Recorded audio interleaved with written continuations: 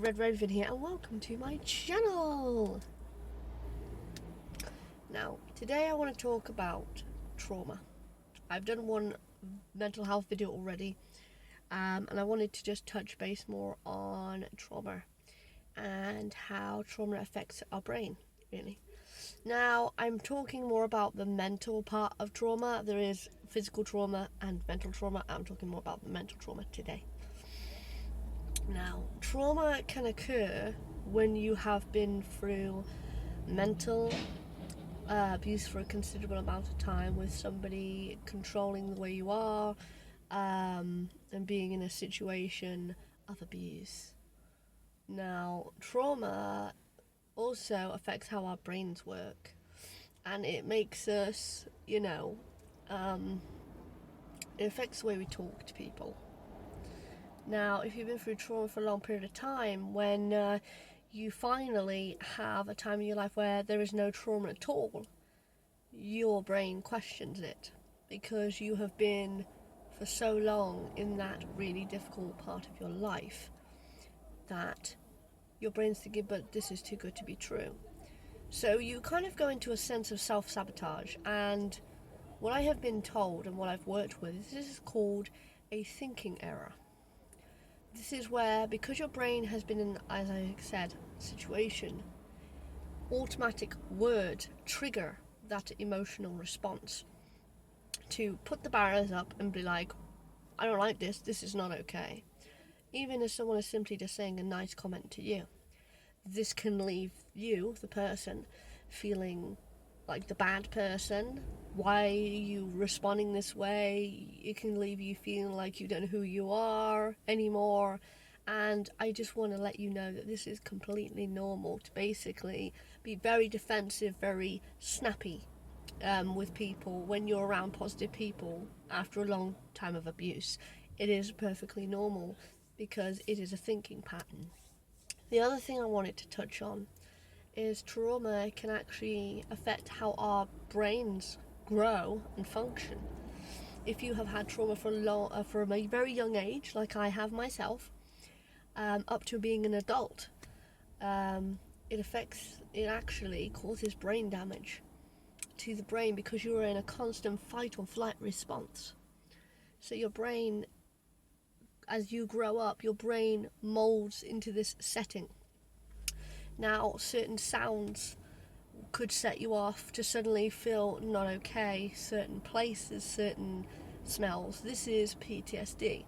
This is obviously mostly widely known as what people suffer with when they've come out of war, or the army, because of all the trauma and stuff that they have experienced in the field.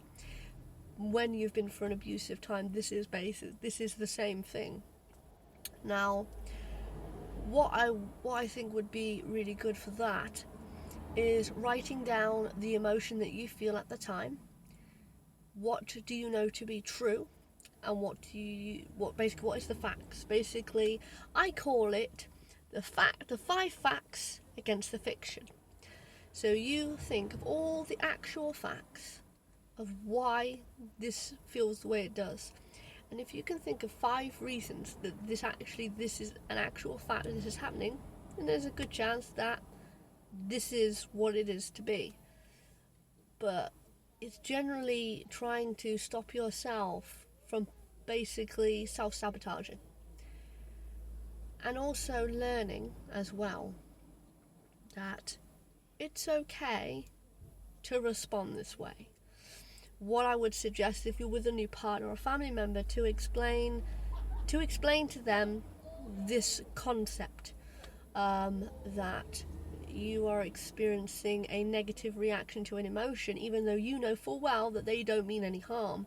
Your brain will still fire that emotion, even though you know that there is no, for instance, that there's no fire going on in the house, but your brain thinks that there is when there's not. Obviously, speaking to a counsellor, possibly speaking to a psychologist to help you deal with this will definitely help. To this cognitive behaviour therapy will also help. But the main point of this is trauma is normal. You expressing defensive mechanisms and being snappy is also normal. You are not a bad person. You are not a monster.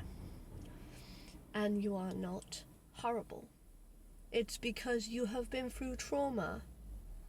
Whether it be all of your life, whether it be 5 years, whether it be 1 year, whether it be 5 months.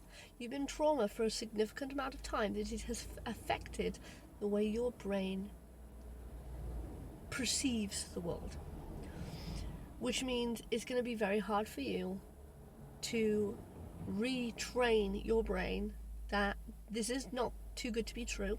I have got positive people around me and I'm not in this position anymore. If you are like me and you've had it the majority of your life up to this point, it will take you 3 to 4, maybe even 6 years to get over this. But there is a light at the end of the tunnel. If you notify the family around you what is going on, what your triggers are, what the sounds are, certain things, you will start to learn how your body's reacting, and you'll be able to counteract these reactions before they occur. And also, your triggers are more likely to be triggered more when you are mentally drained, and you're going for a mentally drained period of time where you're not really sleeping, or you're sleeping too much, not really eating, or eating too much, isolating yourself because you feel like you can't be around other people, and you just feel completely hopeless. And you don't enjoy the things you used to. When you're in that period of time, your triggers will get set off a lot more because your mental health your mental stability is a lot lower, so you are a lot more sensitive. But do speak to people. Do not keep it in. Person from experience, do not keep it in. Do talk to people. Do speak to your GP. Do keep trying, keep pushing forward. I know that getting the right mental health can be really difficult at times. I do know this. I'm 2 years on and I've now got a psychologist, like sorting out psychology just now, and I've been trying for quite a long time. But you've got to keep pushing, darling, because you deserve to be happy in your life and you deserve to move on from this. And I'm here for you. If you want to send me a message in the comments in this video, send me a message in the comments. I will reply to you. I will talk. I will help you. Well, basically I'll talk to you about it. You know, I am a big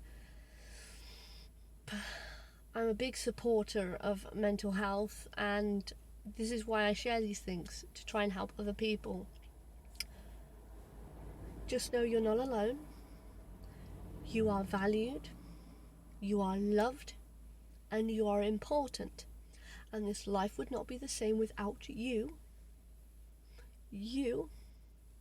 in it. So, this is the end of my video on trauma. I hope you enjoyed this video, and I hope you found this video helpful. And I will speak to you soon, my lovelies. Have an amazing day. Always make sure, do something for yourself. Okay? Take it easy today. We've talked about a lot of stuff today, so make sure you take some time for you to chill out for a bit. Anyway, like, comment, subscribe. I'll see you in the next one, my lovelies. Red Raven out.